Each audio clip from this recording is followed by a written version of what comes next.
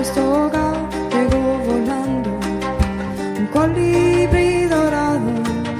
que trajo a nuestro altar